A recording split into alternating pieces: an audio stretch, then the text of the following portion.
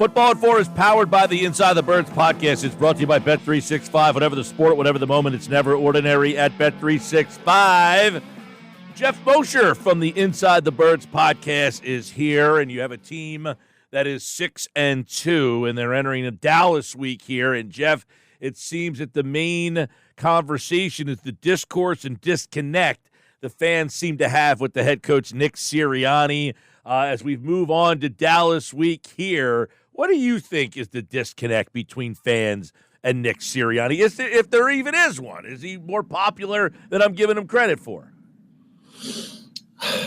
He's popular. I think he does have a pretty large faction of supporters who are very quick to point out not only his winning record, the fact that he's been to a Super Bowl, the fact that he hasn't finished with a losing record yet as a head coach, and his road record is one of the best road records in the history of the NFL. I mean, by and large, Nick Sirianni's teams win way more often than they don't. And when you do that, especially in Philadelphia, you're going to have your fair share of supporters. What I think hurts him is obviously the decision-making, the game management, like with Andy Reid, burns some fans the wrong way or rubs fans the wrong way. And I think now so more than ever with social media, right, and the nonstop news cycle, it doesn't help Nick Sirianni that you've had some pretty prominent analysts of the game come out and really rip him for some of his decisions. I mean, and some of them have been pretty strong. And I know it's not just Dan Orlovsky on ESPN. I've listened to a couple of different either national shows or even podcasts and heard people really digging in to Nick Sirianni for his game management. So we live in a society where your echo chamber really reinforces what you believe or doesn't, and it doesn't really help Nick Sirianni's case that a lot of people who know the game and watch the game and who've played the game also disagree with some of the decisions that they're making, and they're voicing that right now. I mean, all right, so I want to get your take on this because we've heard so many different sides of this, and that this is the organization, they want to be aggressive, and that, they're going off the analytics. How much is this Nick and the organization saying, we want to be aggressive, that's who we are, and how much of this is Nick just, I'm going to do this, be damned whether you like it or not? It's hard to know because Nick hasn't, while Nick has been very aggressive throughout the most of his tenure as Eagles coach, there have been times in games where he has not been aggressive. It feels like when Doug Peterson decided, and maybe it was Doug Peterson in conjunction or with the support of the organization, was just pedal to the metal on the analytics all the time and be aggressive. And a lot of times it worked. Then all of a sudden it would start to not work, right, as his tenure went on and things would backfire. But he never really deviated. And Nick at times has, gone for on fourth down. At times he's taken the points. At times he's done the vice versa of what you would expect him to do. So the lack of consistency there, which will happen with pretty much any coach, has hurt him when it doesn't work out. This is precisely why, and I'll give you an example, but this guy gets criticized and has been as well.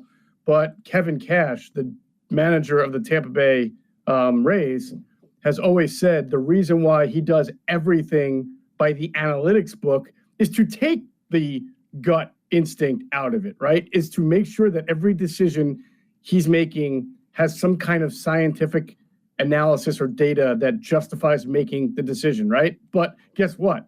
When he took his pitcher out, who was it? Was it Charlie Morton or no? I forget. It was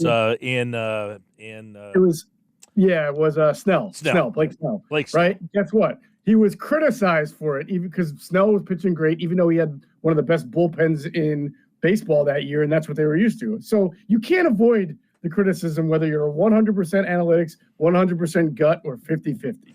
Yeah, I said this guy's 40-19, and he doesn't feel like it doesn't feel like there's this guy this is our guy. We're 40-19. You mentioned his road record. I got guys texting in. He's horrible. He's holding them back. So I feel like there is some disconnect between the success of this team and what credit the head coach gets. And I heard the Dan Orlovsky stuff. I heard the discourse from many people this week and who say, listen, he's holding them back. These decisions are reckless. I think a lot of us didn't like the decisions he made in that game, and you're just trying to get a grasp of how much is it look, the analytics kind of rule the world in football, and that's what they're going for. We want to be aggressive. If we, Darius Slay said on his podcast, we like this because we want to take the other team's soul. Being up 2 scores is different than 3 scores. 3 scores, you're on your way to taking their soul. Being up 2 scores, maybe that's not as impressive to them.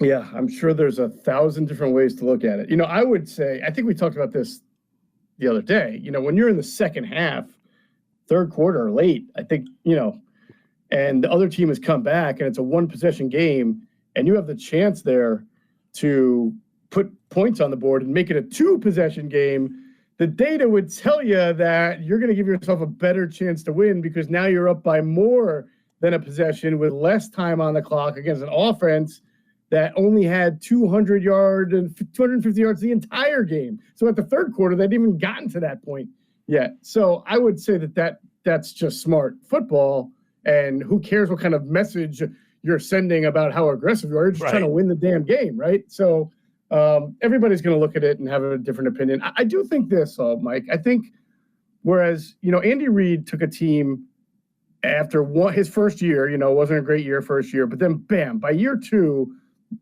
in the playoffs, doing good things, all of a sudden in the NFC Championship game and all that.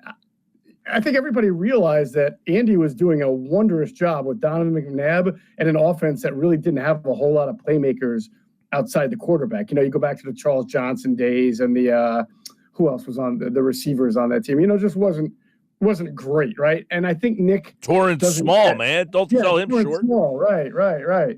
I don't think Nick gets that same sort of luxury benefit of the doubt now because he's been handed some pretty darn good 53-man rosters, both offensively, maybe not defensively, but he's an offensive coach, right? So he's not going to get credited or faulted for the defense. That's going to go to the coordinator. But he's been handed some pretty prolific offenses. So I think why people have trouble figuring him out as a head coach is that they say, man, you've had a lot of talent on your side of the ball. There shouldn't have been peaks and valleys. There should have only been peaks with your offense. Yeah, it's interesting. I came across this today. 4 straight wins. They're outscoring opponents by 13.5 points per game, which is the second best, only behind the Lions, who are by 22 points per game. So this is a team that seemingly now is starting to impose their will and beat teams. In an NFL that everything's a 1-score game, they're winning by almost 2 touchdowns every single week, it looks like, at least over the last 4. So I don't know. Are we still scarred by those last 7 games of last year? Is that not allowing us to say, man, this team is pretty good? Yeah. Well, yes. I mean, I would say 2 of the last 4 games, right? Because the Jacksonville game was a 1-possession game, and the Browns game, what was the final of the Browns game? I'm like struggling to remember anything anymore. Was that more than 2 possessions? That was like 4 weeks ago. So now all of a sudden I'm drawing a blank, but that was 20-16, if I'm not mistaken, right? So yeah. 20-16, yes. Yeah. So, the average of that's really because they had really big wins over the Giants and a pretty good commanding win over the Bengals. But remember, they went all the way from October of last year, that Miami game, to that game against the Giants, almost a full year without winning a game by more than 1 possession. So they are, up until the Giants and Bengals, they really are the epitome of the NFL and winning games by about a possession. So that's a little bit of recency bias over the last 2 opponents. Yeah, no doubt about it. This week, Dallas has allowed 42 points a game in its last 4 home games. So we'll see if the Eagles can really impose their will with their offense against this Dallas defense, which has really struggled. We'll see if Micah Parsons ends up coming back. But I want to get your take on Jalen Hurts and kind of, 12 passing touchdowns, no turnovers during this 4-game streak. I don't know. I mean, he was an MVP candidate. Last year he was the leader for MVP. He soured. Where is he now in terms of why this offense is starting to feel better? Well, I mean, obviously the offense has been radically changed since last year. I mean, the Eagles are the only team in the NFL that are running the ball more than passing it, okay? Everybody's talking about running being up, and it is true across the board. But if you look at some of the best teams, even the best teams that run the ball, the percentages of what they're doing in the first half, which I think that matters, is a big difference. And most teams are passing the ball more through the first, dramatically more than they're running it. And then, of course, they're running it because they've got the lead in the second half. But the Eagles this year so far, they're an example of that. They're passing at a 56% clip, and that's through 8 games. And that's a little bit weighted by what they were doing in the first 4 games when they were really, running, when they were passing the ball a lot. But the last few games, you can tell they've been playing more 12 personnel. They're running the ball more, and they've gotten to the point where they're the only team in the NFL to run more than they pass. So they're about 51% run, 49% pass right now. And if you look at a couple of years ago in their Super Bowl, the first half they were passing at a 64% clip. So they're down from 64 first half pass to 56. Well, what it seems at Moshe is they are running more on early downs. Yes. Instead of throwing, and then having to throw again. Right. So, and this is sort of obvious, but it's sometimes the obvious eludes people, right? Even the smartest of coaches. The obviousness is when you're running the ball that well, and now you're starting to see under center running, you're setting yourself up for play action. And where can you hurt teams most with your personnel on play action? We can hurt them outside the numbers. You force them to bring a safety in, or you force the safeties and the linebackers to get sucked in by the run. You're going to get one-on-ones to your outside receivers, Devontae Smith and A.J. Brown. And I give Jalen Hurts all the credit in the world. He throws outside the numbers to those one-on-one situations to not only his wide receivers, but also to Saquon Barkley on wheels, right? Better than anyone or as good as anyone in the league. So that's where I think you're seeing the biggest improvement. Not really that Jalen Hurts is throwing a better ball on the out. He's just doing it more and finding more opportunities to strike because they're running the ball more efficiently. I will tell you this. I mean, I still think throwing in the middle of the field and third down shotgun, obvious pass situations is not his strong point. And you saw that in the first half against the Jaguars. That third and fourth down sequence, third down to Calcaterra, fourth down late to A.J. Brown, their plays were there to be made. And I know Greg Cosell talked about this with our Patreon members, and we'll go through it on tomorrow's Inside the Tape. Greg Cosell has even said he's playing so much better as far as throwing the ball down the field, but it's still kind of, I don't know if it's mind-boggling or just strange how there are plays that he's leaving on the field that are right in front of him. Yeah, that's the thing. Let me just add this. Jason Avant made a really good point on Q&A on our platform. He was talking to Fletcher Cox because they were all at the game for Shady's, Hall of Fame thing. And he said Fletcher would always say that Fletcher had a tough time seeing Jalen Hurts as a defender because Jalen Hurts isn't the tallest guy in the world and because the offensive line is massive. And I do wonder, having watched some of these plays where Jalen's just not throwing the ball over the middle to guys that are like 5 to 10 yards away from him, if he's just really struggles at his height with gigantic guys in front of him to see the field and see those open receivers. And if that's the case, then he and the offensive coordinator and everybody involved just have to do a better job of sort of anticipation and rhythm throwing, knowing where the receiver is going to be and when to throw the ball. This is how Drew Brees and Phillip Rivers made their living. Yeah, and you've got, an added weapon in Saquon Barkley, who was named the Offensive Player of the Week in the NFC for the third time this year. I didn't even realize, Josh said, hey, he was the third time. I said, I didn't realize he had 199 total yards, just the impact he had on that game. He'd almost take for granted now the weapon that they have added with him. And, we wondered, they spent all this money on a running back, and I was saying, look, if you spent this kind of money, they're going to use this guy. And it seems that before we have a running back who's getting yardage and is productive, now they believe we have to build stuff around because of who we have. I don't think they were building an offense because we have DeAndre Swift or we have Miles Sanders. But now it's we have this guy, and we're going to put things in because we have that guy.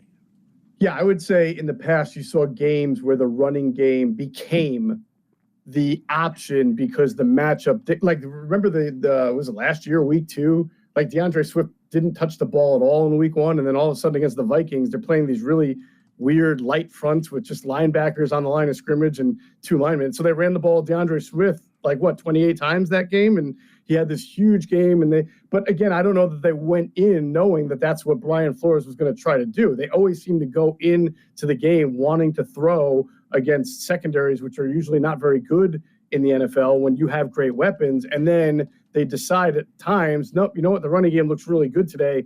Let's keep sticking with it. Whereas now they're saying, nope, we're going to go in. We're definitely going to run the ball on early downs, like you said, first and second down. And then when the opportunities present itself, because we're running the ball well, to really pop it deep, we're going to go and do that too. All right, Geoff Mosher, I want to look at defense now because they did not make a trade yesterday. It was the one area where we thought maybe they didn't end up doing anything, and they kind of stuck with what they had. I don't think anybody thought that they were going to make a deal on the offensive side of the ball. But on defense, maybe that pass rusher didn't end up happening to them there. Is this defense, in your mind, still getting better and better, and that, hey, they didn't really need to add anything, that's getting better? Or do you look at them and say, while they're getting better, they're not going to get better in the one area where they need to get better, which is pass rush? Yeah, there are 2 separate questions in there. Is this defense getting better? Absolutely, without a doubt, 100%, unequivocally, what they do better is they tackle better. The tape just shows it. Open field tackling, the linebackers have really improved in that area, 100%. They tackle better. They cover better. You're seeing tighter coverage. You're just seeing Cooper DeJean in general play the nickel spot with more awareness, more of a football IQ, and more of a physicality and athleticism than you were seeing from Avonte Maddox. So there's no question, and Quinyon Mitchell gets better every game. He learns more, that this is a better defense in the first 3 weeks just on improvement alone in some fundamental areas. But to the second part of your question, their pass rush to me is still not an elite pass rush. It still lacks that one guy like a Hassan Reddick was, or a Fletcher Cox was, or at times Brandon Graham earlier in his career. They've always seemed to have 1 or 2 of these guys who just constantly always win their one-on-ones, and the Eagles are at their best historically when they have a great 4-man rush like they did 2 years ago. I would say that right now you're seeing Vic Fangio scheme up pressures, a lot of stunts, a lot of sim pressures, couple of edge blitzes with Cooper DeJean we saw a couple of weeks ago. I think when they play really good teams, and we're talking about like the playoffs, or when they go play, I guess maybe like the Steelers who have a good offensive line, or the Ravens, right? It's going to be difficult for them unless they're just able to manufacture that pass rush the way they've been doing it all year. The history, just as a reporter and watching for years and years, it's very, very hard to just scheme pressure week after week after week against, especially when you play the good teams. You need a guy. It didn't seem late in the game. They were like it was almost like when the game got close, Fangio was like, I'm going to dial up some pressure because we're just not getting there. Yeah. Yes. I think he felt he had to. Yeah. And imagine when it's not the 2-6 Jacksonville Jaguars and Lawrence and that offensive line, and it becomes the Baltimore Ravens, or it becomes in a few weeks the Rams, who, if they're healthy, have great playmakers, have a better offensive line when they're healthy. I mean, a couple of years ago, their offensive line was in shambles. It's getting better. Good running game, and obviously a very, very good quarterback can get rid of the ball. So what are you going to do? Because you're going to need somebody to beat their guy one-on-one consistently to be able to disrupt Matthew Stafford. And then, of course, when you're in the playoffs and you're facing, be it whoever. That team specifically, the Rams specifically, because the receivers are these quick, fast guys. They get the ball out quick. They let those guys catch and then, yak. So that's a team that I think is a bad matchup for you. The Rams, you play them in a couple of weeks coming up. It'll be interesting to see that. The Ravens too, because Lamar can just move around. I mean, A, if he's not feeling pressure, he's going to kill you. B, if you do get a little pressure and you scheme it, Mike, right? You're trying to sim pressure or blitz a guy, he can just carve you apart. So what's the bet? I mean, this Dallas offense they can't run. They got one receiver. The quarterback's been a mess. Is new. The line's been a mess. Is there a question in there?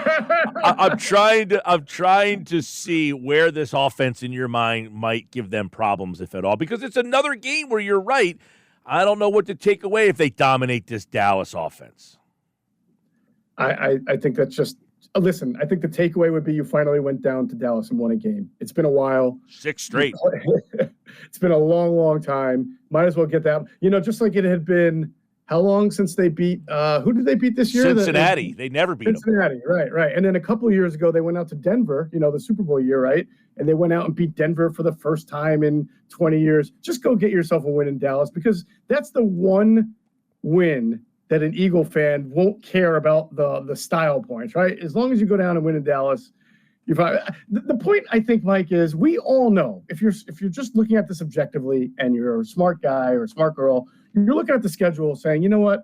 Until they face the Rams and the Ravens and then the Steelers, I think, and Washington right after, that's the true test right there, because you're a half game out of division. And I talked about this on the pod that dropped today. This is a huge Sunday for the Eagles.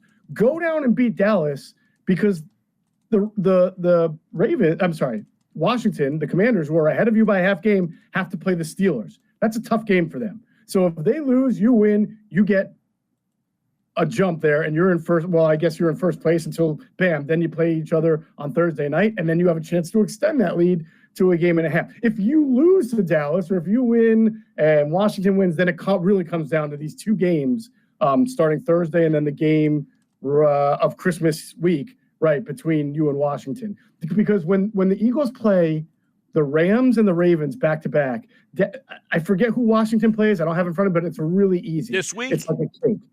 No, that's why I'm saying this week is important. If you can get this game against Dallas and they can lose to the Steelers, because Washington has Dallas and Tennessee on the same week. The Rams. Washington's schedule the rest of the way is it's cake. It's a breeze, right? I said they are going to pile up 11, 12, maybe even 13 wins. And the only way they don't pile up 11, 12, 13 is if you beat them twice. You've got to beat them twice and then pretty much take care of some business somewhere else.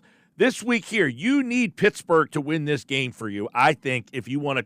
Because if Pittsburgh wins this week and you win, you will then pass them. You then play them on Thursday night. You need to win that game, because after that, if they lose 2 in a row, they'll have 4 losses. I think they're going to start piling wins back up when you look at the rest of the Washington schedule. The only thing that saves is that you play them one more time late, and that could give them a potential 5th loss. I think Philly, 5 losses is probably where you're going to need to be.